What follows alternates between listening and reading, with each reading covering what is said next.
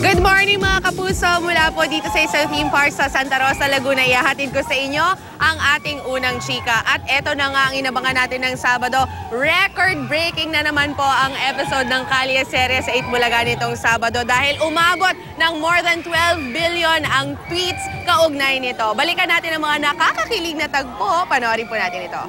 Dumating na ang araw ng ALDA Most Awaited Date!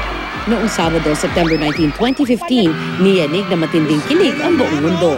Dumating na nga ang tamang panahon para sa most awaited date nila Alden at Yaya Dab. Yaya, naku, parang ayaw ko nang ituloy ito. Tila hindi mapakali si Lola ni Dora sa first date ng dalawa. Ready na sina Alden at Yaya Dab. Aba, pinakita pa ni Yaya Dab ang kanyang outfit kay pambansang Bay Alden. Uy, grabe to.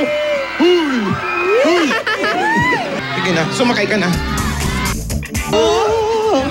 Pero pagdating ni Yaya Dab sa Broadway Central, hindi raw nila agad-agad makikita ni Alden ang isa't isa dahil may compatibility test na inihanda si Lola ni Dora. Kung gusto mong malaman kung karapat-dapat nga kayo sa isa't isa, kung bagay na bagay kayo, mag-start na tayo ng getting to know each other.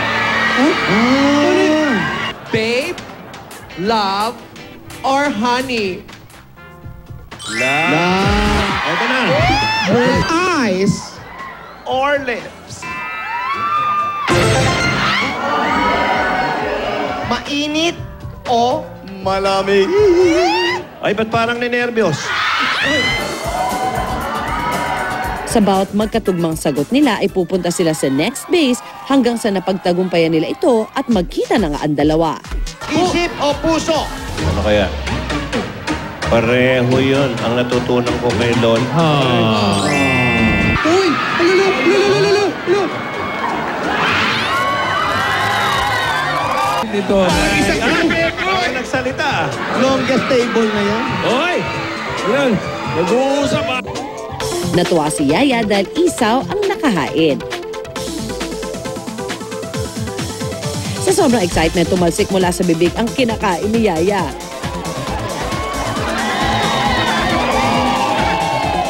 Sa gitna ng kanilang first date ay biglang tumunog ang alarm ni Yaya. Ate. Up.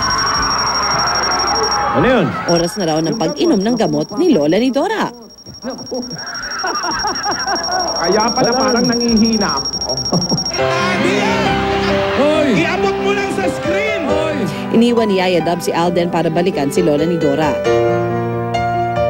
Nalungkot si Alden. Paano na nga kaya ang forever ng dalawa?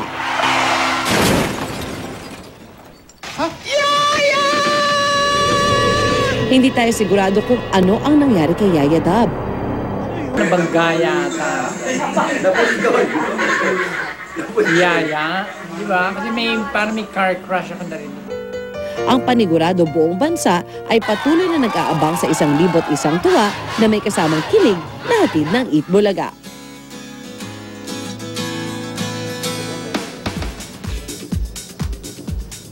Samantala, pati ang simbahang Katoliko, suportado rin po ang ALDAB. At ayon nga po kay San Pablo Diocesan Youth Commission Director, Father Reggie Mamaril, marami raw pwedeng matutunan ng isang mag-asawa mula sa Kalye Serye tulad ng hindi pagsuko sa mga problema ng buhay may asawa. May moral lesson din daw ang Kalye Serye at kabilang dyan ang pagpupursigi at ang matapang na pagharap sa sakripisyo.